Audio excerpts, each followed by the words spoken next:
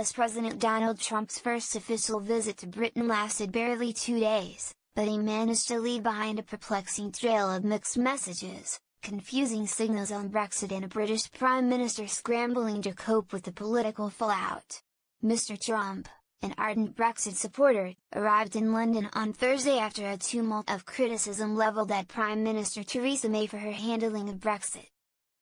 By the time he left on Friday, Mr. Trump had changed course and praised Ms. May as smart, tough, determined, terrific, capable and a total pro.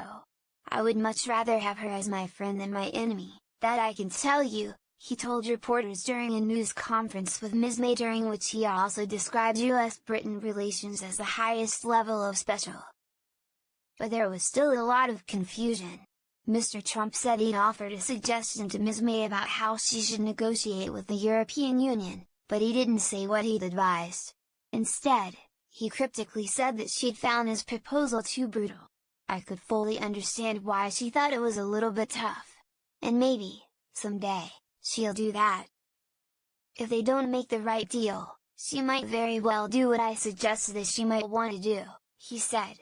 When it was suggested that he was referring to simply walking away from the talks, Mr. Trump said no. "You can't walk away, because if she walks away, that means she's stuck. But you can do other things. She can do what my suggestion was."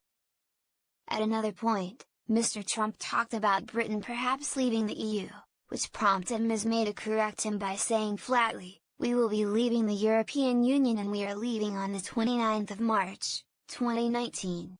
It all made for a perplexing and politically tricky visit from Ms. May, who was already reeling from the backlash within a Conservative Party caucus over a new Brexit plan she announced last week that included a customs arrangement with the EU. The proposal has infuriated hardline Brexit MPs. They have accused Ms. May of going soft on Brexit and argued her strategy would keep the country too aligned with the EU. That alignment, they added, would prevent Britain from signing trade deals with other countries after Brexit. Two senior cabinet ministers, including Foreign Secretary Boris Johnson, had resigned in protest of the strategy just days before Mr. Trump arrived, and several backbench MPs were in open revolt. The EU has also been keyed to the idea that negotiations resume next week, with only months to go before a deal has to be struck. Mr. Trump stoked the flames of the discontent in an interview with The Sun that was published on Friday, just hours before the US President and Ms. May were to hold lengthy discussions at the Prime Minister's country retreat called Chequers. In the interview, he ripped her strategy and accused her of failing to respect the results of the 2016 referendum, which saw 52% of voters support leaving the EU. "It was not the deal that was in the referendum," he told the newspaper. He also said that if Ms. May pursued her strategy, the United States probably wouldn't sign a trade deal with Britain. "I would have done it much differently," he added. "I actually told Theresa May how to do it, but she didn't agree. She didn't listen to me, she wanted to go a different route. I would actually say that she probably went the opposite way. And that is fine." As a final insult, he praised Mr. Johnson, saying he would make a good Prime Minister. The interview was seized upon by Ms. May's critics, who said it confirmed their fears about her strategy.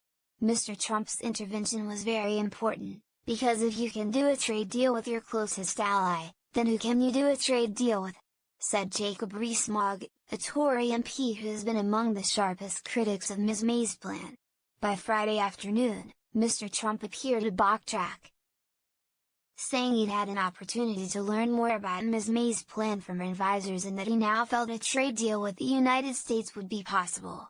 He also heaped praise on Ms. May and tried to play down his comments about Mr. Johnson, with limited success. "I said, he'll be a great Prime Minister," Mr. Trump said. "He's been very nice to me. He's been saying very good things about me as president, but Boris Johnson, I think, would be a great Prime Minister." He quickly pointed to Ms. May and added, "I also said that this incredible woman, right here, is doing a fantastic job, a great job. And I mean that." He also offered Ms. May an apology, telling reporters, "When I saw her this morning, I said, I want to apologize, because I said such good things about you." She said, "Don't worry, it's only the press. Ms. May also tried to right the ship, pointing out repeatedly that Mr. Trump now agreed with her that a trade deal with the United States will be possible under her strategy. During his visit, Mr. Trump managed to avoid thousands of protesters in London, Scotland and around the country. On Friday, several thousand people marched through central London to Trafalgar Square in protest against Mr. Trump's presence in Britain.